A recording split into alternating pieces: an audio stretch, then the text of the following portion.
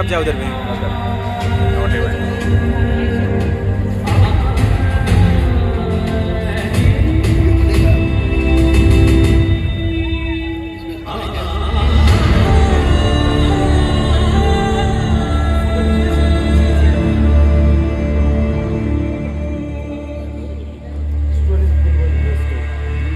Inscribed in the scrolls of the past, I am the tale that's meant to last. Kingdoms and empires rise and fall. I am the keeper of it all.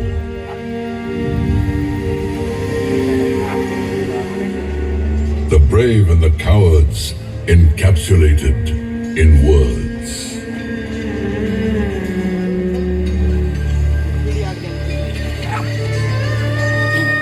The rise of dynasties and their fall. Omnipresent, I observe it all. This is the story of glorious Golconda. Come, I'll take you on a journey to show and share it all with you.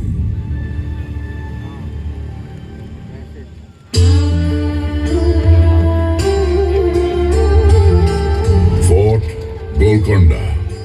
The name is interesting, just like its rich history. Golconda, which means Shepherd's Hill in Telugu, inspired the name Golconda.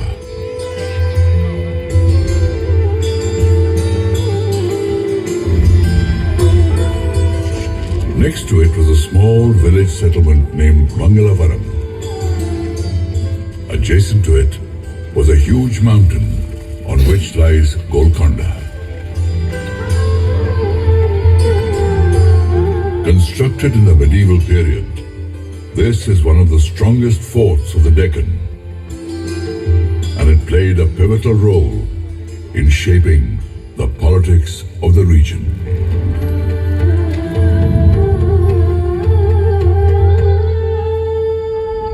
In the 12th century, present-day Telangana used to be known as Teling.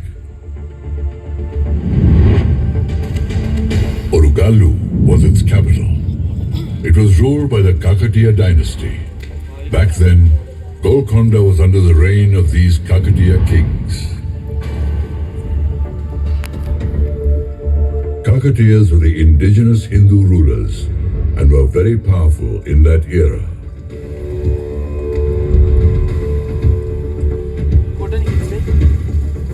Their fame spread across many countries and started attracting foreign invaders. In these circumstances, Kakatiya King Pratap Rudra took a bold decision to defend his kingdom.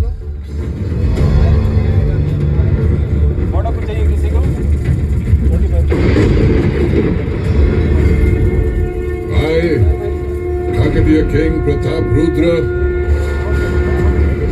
hereby decree the further fortification of Golconda Fort. After fortification, this fort will undoubtedly keep us safe from attacks on the Devagiri side, empowering us to fend off our enemies.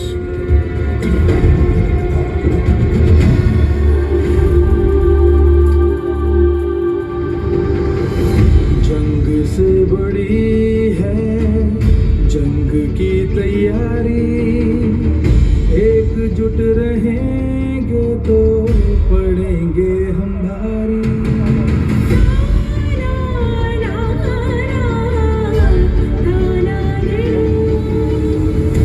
जंग से बड़ी है जंग की तैयारी, एकजुट रहेंगे तो पड़ेंगे हमारी।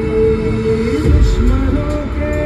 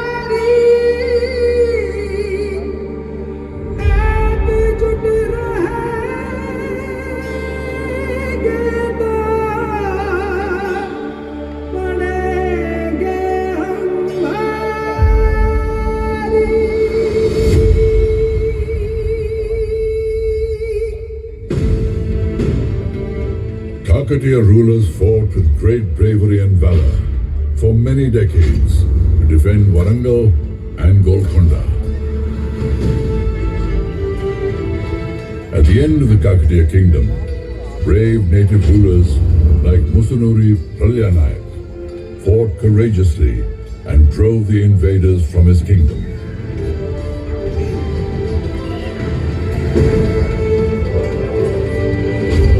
But in the end, Golconda's defense was breached.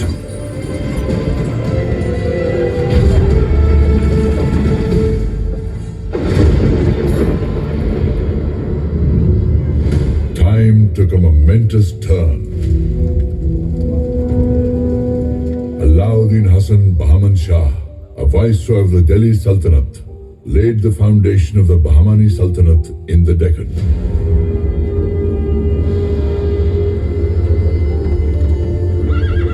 Bahman Shah marched towards Golconda with the dream of conquering Warangal.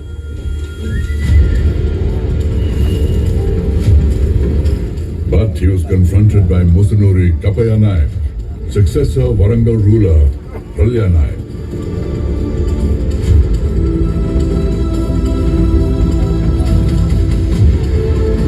Fighting with great valor and bravery, he drove away the invaders from Golconda and once again took possession of the fort.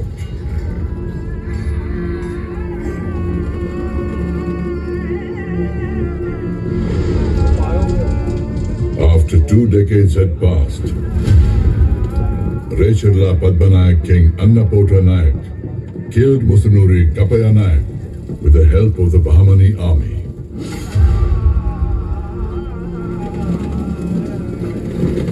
After this, Bahmani King Muhammad Shah annexed Warangal along with Golconda. Thus, the dominance of the Hindu rulers in Golconda and Warangal was ended.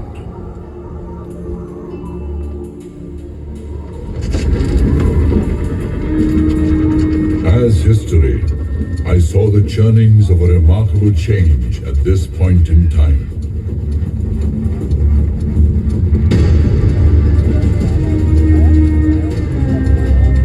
The 14th Bahmani King Muhammad Shah's royal court is giving a warm welcome to Quli Qutb Shah from the Persian city of Hamdan.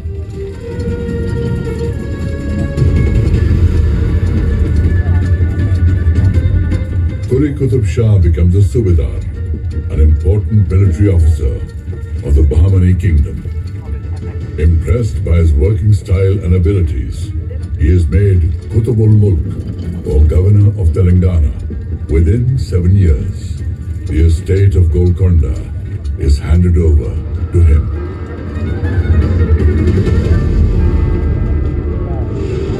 Golconda etches a new signature on the pages of time. Bahmani rule ends. Quli Qutb Shah proclaims himself the Sultan of Golconda.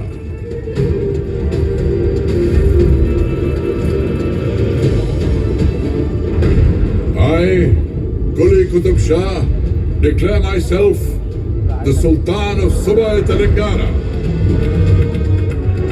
This Sultanate will henceforth be known as Qutb Shahi Sultanate. Qila'e Golconda will be our capital.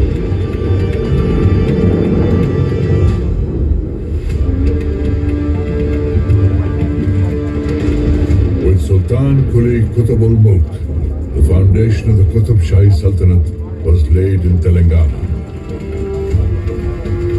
Sultan Quli made Golconda his capital, beautified the fort, and named it Muhammad Nagar.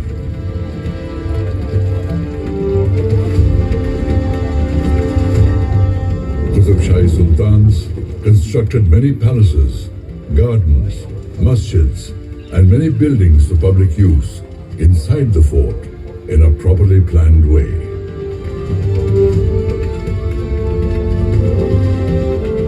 Spread over a radius of 7 kilometers, the fort has 8 gates. Ahead of the entrance gate, Bala Hisar, is the Diwan-e-Khas and the court. Beyond that lies the Sultan's residence and the Queen's palace.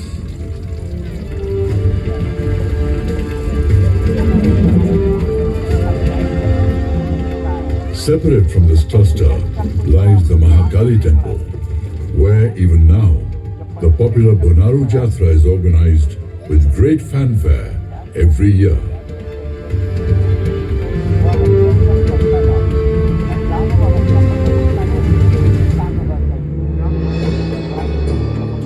After Sultan Quli, his third son, Jamshed Quli Qutub Shah, became the Sultan. He had a long drawn-out conflict with his younger brother, Ibrahim Quli,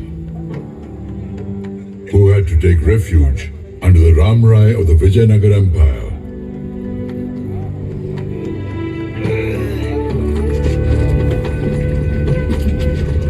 Jamshed Quli died after ruling for 7 years. Ibrahim came back from Vijayanagar and declared himself the king.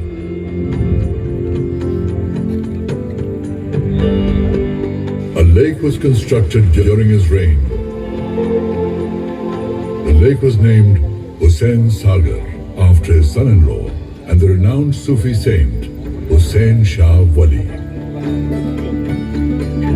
Ibrahim Quli started the expansion of Golconda beyond Musi River, and his son Sultan Muhammad Quli completed this expansion.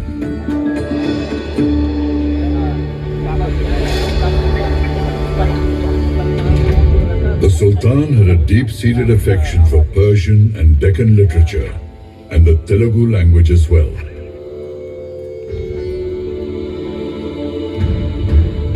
He was the first ruler to patronize Telugu education in Golconda. Telugu poets Adanki Gangadhar Kavi, Kandukuri Rudra Kavi, and many other Telugu poets recited poems in his royal court. He appointed Adanki Gangadhar Kavi as the Telugu poet laureate of his court. In Telugu literature, Sultan Ibrahim is known as Maliki Bharam. Renowned Telugu writer Kandukuri Rudra Kavi was awakening the conscience of society through his writings. By writing Yakshagana simultaneously in prose and play formats, he gained such eminence that Sultan Ibrahim Quli Qutub Shah desired to hear his rendition in person.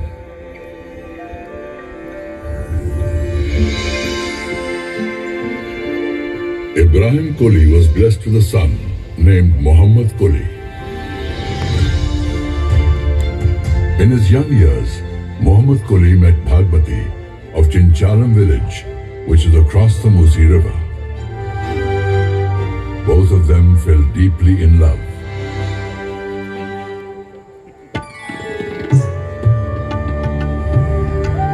His father Ibrahim Quli realized that for the betterment of the Sultanate, he should not oppose their union. So Bhagmati and Muhammad Quli were united forever.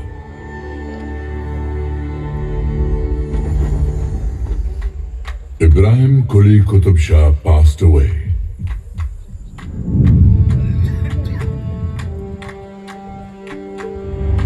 His heir, Muhammad Quli Qutub Shah, became the Sultan of Golconda when he was only 14 years old. Muhammad Quli used to write Urdu poems. He became the first Urdu poet whose poems were published as a collection by the name Quliyat.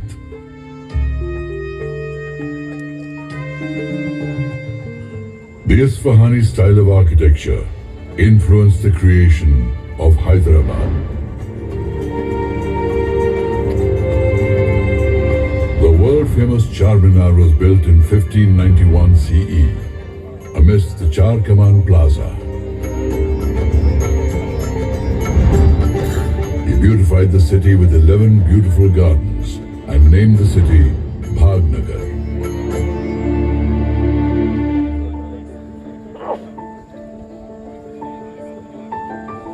A spectacular light. Where is it emanating from? Has a mountain of light ascended on earth? Yes, it's true. This light is from a priceless diamond. Its luster was so wondrous that it was named Kohinoor, which means Mountain of Light. चश्मे बदूर अल्लाह का नूर शामिल उसमें ज़रूर है।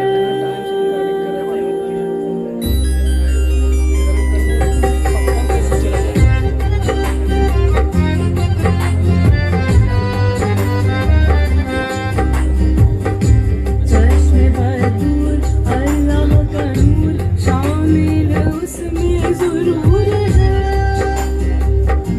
कितना नायाब जैसे हो ख्वाब मिल जाए तो वो सुरूर है।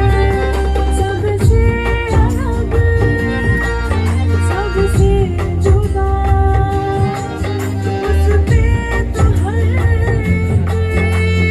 दिल है फिदा।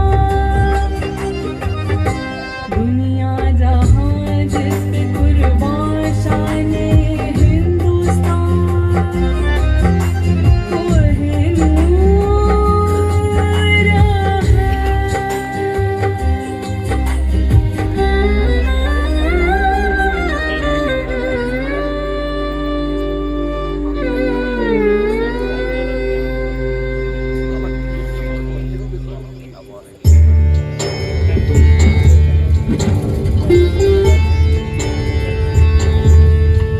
Anointed Sultan after Muhammad Quli, his son-in-law, Muhammad Qutb Shah.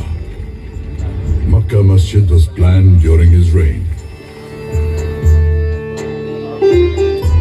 Under the rule of Sultan Abdullah Qutb Shah, son of Muhammad Qutb Shah and Hayat Bakshi Begum, the Telugu kingdom expanded all the way from Ganjam in the north to Chennai in the south.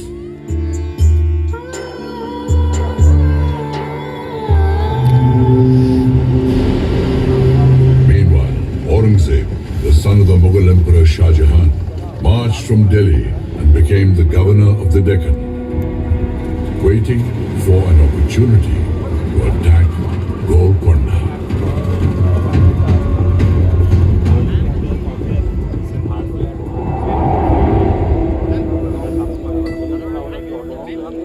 Defeated by force, Aurangzeb resorted to deceit. One of Sultan Abdullah Qutb Shah's trusted men betrayed him. Aurangzeb captured Sultan Abdullah Qutb Shah and made him a prisoner in his own fort.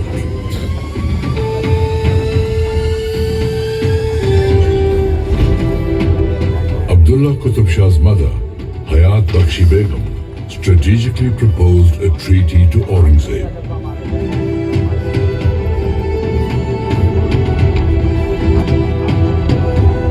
In return for freedom from captivity and continuing his rule over Golconda, Abdullah Qutb Shah gave Aurangzeb's son, Muhammad Sultan, the estate of Ramgir and also accepted him as his son-in-law.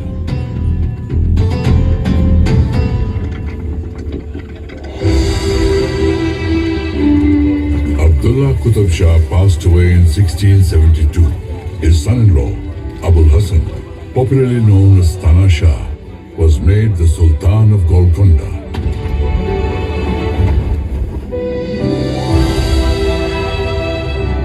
Abul Hassan appointed able Hindu ministers to important posts in the government.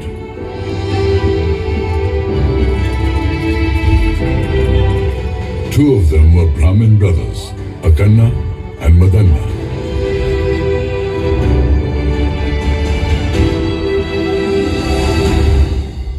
Maratha ruler Chhatrapati Shivaji Maharaj visited Golconda twice during the reign of Abul Hasan.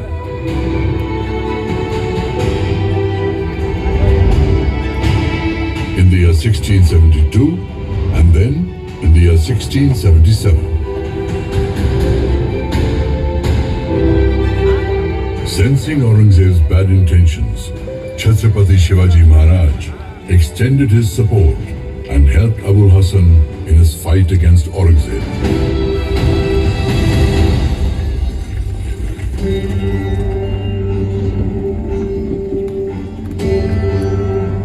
Sultan Abul Hasan communicated directly with his people. One day, Sultan reached Kuchipudi village in the Krishna region. The villagers welcomed him by performing their traditional dance. The Sultan was overjoyed and named the dance Kuchipudi.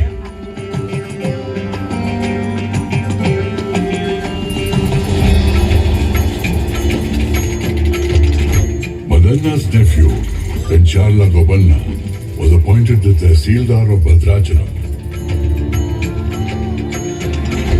As an ardent devotee of Lord Sri Ram, he renovated Ramchandra Mandir for his deity at Bhadrachalam. In this endeavor, he utilized some funds from the state treasury. Angered by this, Abul Hasan Tana Shah imprisoned him in Golconda Fort. Legend has it that Lord Sri Ram appeared in a dream of Sultan Abul Hasan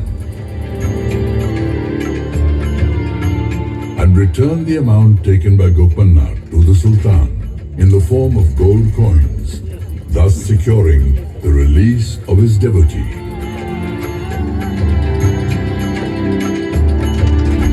Since then, Kancharla Gopanna has become famous as Bhakta Ramadasu. This unique story of devotion to Lord Ram is now part of the folklore in southern India. His devotional songs gained fame as Ramdasu Kirtan and became an integral part of Carnatic music.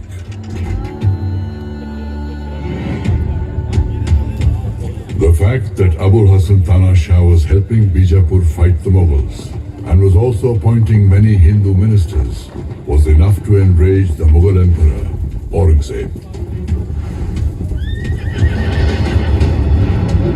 He sent the Mughal army to Golconda, led by his son. After 8 months of fierce battles, his army managed to enter the fort deceitfully. The treasury of Golconda was looted. The Hindu ministers Madanna and Akanna were beheaded. Not only this, Abul Hasan Tana Shah was imprisoned in Kala Mahal of Daulatabad's fort. He died in jail. And with this, the Qutub Shahi dynasty came to an end. Aurangzeb appointed Asaf Jahi as the Subedar of Golconda, who went on to rule Hyderabad independently by the name of Nizam ul Mulk.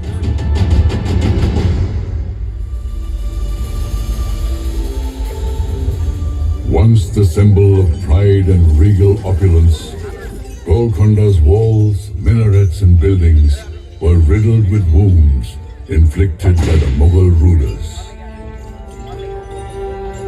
However, the truth is that time heals the deepest wounds.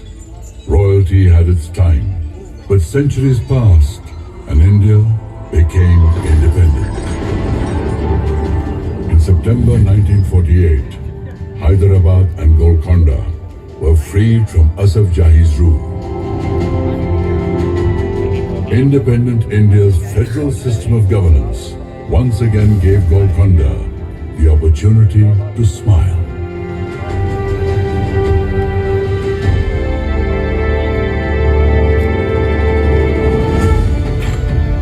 From the high ramparts of time and history, I am gazing upon Golconda. Looking from the pages of the past, once again I see a smiling Golconda.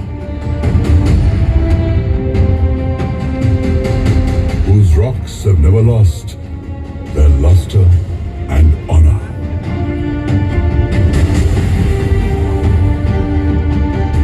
Golconda, whose crimson red dawn awaits the first shining rays of the sun, which will illuminate these hills of granite, making Fort Golconda shine bright forever.